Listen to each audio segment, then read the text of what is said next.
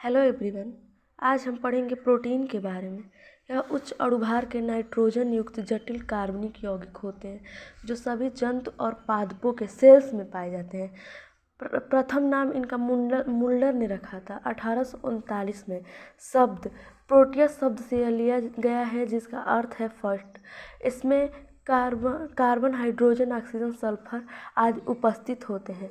Protein को जल अपघटित करने पर अमीनो एसिड देते हैं। प्रोटीन से जल अपघटन द्वारा अब तक 23 अमीनो अम्ल प्राप्त हुए हैं। अमीनो अम्ल दो प्रकार के होते हैं, essential and non essential. Essential amino acid व अमीनो अम्ल होते हैं जो हमारे बॉडी में नहीं पाए जाते।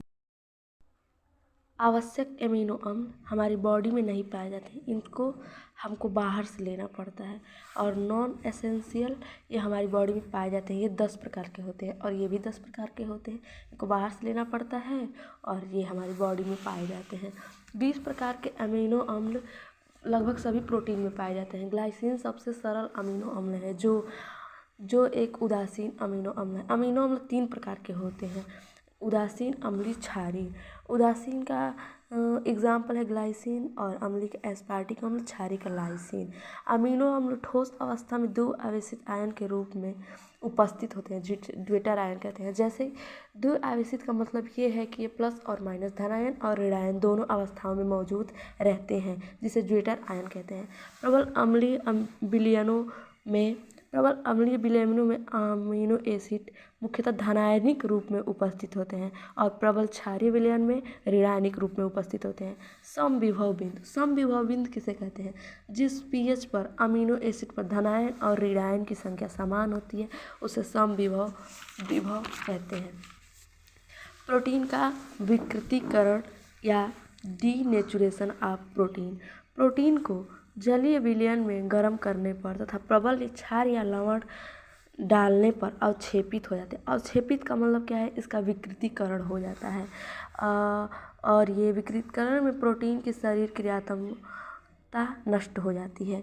प्रोटीन के विकृतीकरण में उसकी प्राथमिक संरचना नष्ट नहीं होती है, बस द्वितीय और तृतीय संरचना नष्ट होती है। सोर्स ऑफ प्रोटीन, प्रोटीन के स्रोत मिल्क, चीज़, फिश, कर्ड मतलब दूध, दही, अंडा, मछली मुख्य स्रोत हैं। सोयाबीन में सबसे अधिक प्रोटीन पाया जाता है, लगभग 43%। प्रोटीन का वर्गीकरण। प्रोटीन को दो भागों में बांटा गया है, रिश्तेदार प्रोटीन, गोलिकामय protein, fibrous protein, globular protein. रिश्तेदार प्रोटीन जल में अविलय होते हैं, ये जल में अविलय होते हैं। इसमें फाइबर धागा पाया जाता है। इसमें अंतरा अणुक हाइड्रो इंटरमॉलिक्यूलर फोर्स पाया जाता है। ये बहुत प्रबल होते हैं क्योंकि ये पास होते हैं। त्वचा में केस में कैरोटीन प्रोटीन, कंडरा में कोलेजन प्रोटीन, पेशी में मायोसिन प्रोटीन, सिल्क में फाइब्रोनोजन प्रोटीन पाया जाता है। ये इसके एग्जाम्पल हैं। गोलिकामय प्रोटीन, यह जल, लवण, वसा, अन्य अम्ल में विलय होते हैं। ये प्रोटीन वसा स्नेही और जल स्नेही होते हैं। वसा स्नेही का मतलब वसा स्नेही और जल स्नेही होते हैं। अंतरा अणुक इंटरमॉलिक्यूलर बंध पाए जाते हैं। इसमें इंटरमॉलिक्यूलर बंध पाए जाते हैं। ये दुर्बल होते हैं। इसमें इसके एग्जाम्पल हार्मोन, एंजाइम, हीमोग्लोबिन, ये इत्यादि इसके एग्जाम्पल हैं। मानव में प्रोटीन का महत्व। मानव में प्रोटीन का बहुत अधिक महत्व है। इसमें प्रोटीन का महत्व सबसे पहला पेशियों का निर्माण। जो मानव में मसल्स बनती हैं उनका निर्माण पेशियों के द्वारा ही होता है। शरीर की वृद्धि और क्षतिग्रस्त कोशिकाओं का निर्माण, जो हमारी बॉडी के पार्ट नष्ट हो जाते हैं उनमें प्रोटीन के द्वारा ही वो सही हो पाते हैं। एंजाइम और हार्मोन का संश्लेषण, एंजाइम और हार्मोन का बनना भी प्रोटीन के द्वारा होता है। रक्त व शरीर के अन्य द्रवों की पीएच का नियंत्रण। रक्त और शरीर, इसका यही मतलब है कि जो हमारी बॉडी में शरीर में ब्लड बनता है उसके पीएच का नियंत्रण भी प्रोटीन करता है। प्रोटीन हमारी एंटीबॉडीज़ के रूप में शरीर को सुरक्षा प्रदान करता है। कार्बोहाइड्रेट व लिपिड के अभाव में शरीर को ऊर्जा भी प्रदान। आपको फिर से मैं समझाती हूँ। पेशियों का जो निर्माण होता है वो प्रोटीन के द्वारा ही होता है। शरीर की वृद्धि और क्षतिग्रस्त कोशिका, जैसे जो शरीर में हमारे शरीर की वृद्धि को नियंत्रण करता है और जो नष्ट हो जाती है कोशिकाएं उसको भी यह सही करता है। एंजाइम और हार्मोन का संश्लेषण का मतलब यही है। एंजाइम और हार्मोन को भी बनाने का कार्य प्रोटीन का है।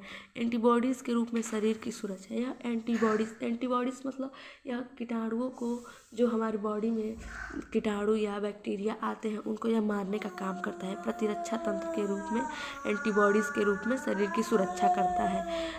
कार्बोहाइड्रेट व लिपिड के अभाव में शरीर को ऊर्जा भी प्रदान करता है। आनुवांशिक लक्षणों के विकास एवं गति का नियंत्रण करती है। आनुवांशिक लक्षण जो हमारे माता पिता से हम में आए हुए होते हैं उनका नियंत्रण भी प्रोटीन करता है।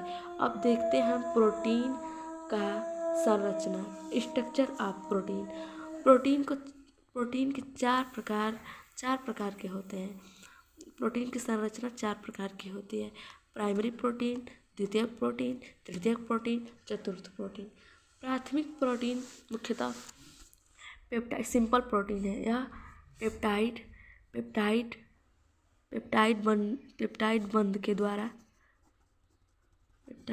बॉन्ड के द्वारा जुड़ा होता है।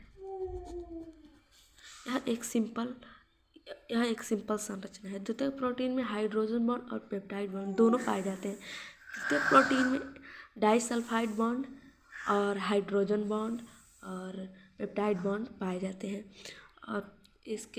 और तृतीयक प्रोटीन है वह मनुष्य में ज़्यादातर पाया जाता है, क्योंकि एंजाइम हार्मोन सब तृतीयक प्रोटीन के रूप में ही पाए जाते हैं बॉडी में हमारे। चतुर्थ प्रोटीन, इसका एग्जाम्पल हीमोग्लोबिन है। थैंक्स दोस्तों। So please like, share and subscribe my channel.